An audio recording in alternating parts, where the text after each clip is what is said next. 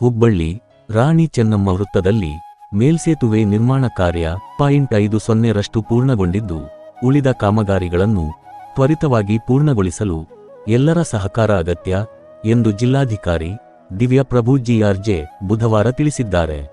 ಬುಧವಾರ ಮೇಲ್ಸೇತುವೆ ನಿರ್ಮಾಣ ಕಾಮಗಾರಿಯನ್ನು ಪರಿಶೀಲಿಸಿದ ನಂತರ ಚೆನ್ನಮ್ಮ ವೃತ್ತಕ್ಕೆ ಸಂಪರ್ಕ ಕಲ್ಪಿಸುವ ರಸ್ತೆಗಳನ್ನು ಏಪ್ರಿಲ್ 20ರಿಂದ ಆಗಸ್ಟ್ 19ರವರೆಗೆ ಸುಮಾರು 4 ತಿಂಗಳ ಕಾಲ ತಾತ್ಕಾಲಿಕವಾಗಿ ಮುಚ್ಚಲಾಗುವುದು ಎಂದು ಪ್ರಭು ಹೇಳಿದರು. ಚೆನ್ನಮ್ಮ ವೃತ್ತದಿಂದ ಬಸವವನಕ್ಕೆ ಮತ್ತು ವಿಜಯಪುರ ರಸ್ತೆಯಲ್ಲಿರುವ ಚೆನ್ನಮ್ಮ ವೃತ್ತದಿಂದ ಕೋರ್ಟ್ ವೃತ್ತಕ್ಕೆ ಹೋಗುವ ರಸ್ತೆಗಳನ್ನು ಮುಚ್ಚಲಾಗುವುದು.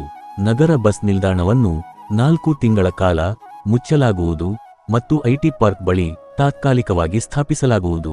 ವಿಜಯಪುರ, ಗದಗ ಮತ್ತು ಉಳಿದ ಪ್ರದೇಶಗಳಿಂದ ಬರುವ ಬಸ್ಗಳಿಗಾಗಿ ಕಾರವಾರ ರಸ್ತೆ, ಸಿಬಿಟಿ ಮತ್ತು ಹೊಸೂರು ಬಸ್ ನಿಲ್ದಾಣಗಳಲ್ಲಿ ವ್ಯವಸ್ಥೆ ಮಾಡಲಾಗುವುದು. ಮೇಲ್ಸೇತುವೆಯ ನಿರ್ಮಾಣ ಕಾರ್ಯವು 2022ರಲ್ಲಿ ಪ್ರಾರಂಭವಾಯಿತು. ಇದನ್ನು ಏಪ್ರಿಲ್ 2026ರೊಳಗೆ ಉದ್ಘಾಟಿಸುವ ಗುರಿಯನ್ನು ಹೊಂದಲಾಗಿದೆ. ಈ ಮೇಲ್ಸೇತುವೆಯು ವಿಜಯಪುರ ರಸ್ತೆ, ಗದಗ ರಸ್ತೆ, ಚೆನ್ನಮ್ಮ ವೃತ್ತದಿಂದ ಹೊಸೂರು ವೃತ್ತದವರೆಗೆ, ಗೋಕುಲ್ ರಸ್ತೆಯಿಂದ ವಿಮಾನ ನಿಲ್ದಾಣದ ಕಡೆಗೆ ಮತ್ತು ಧಾರವಾಡ ರಸ್ತೆ ವಿಸ್ತರಿಸಿದೆ.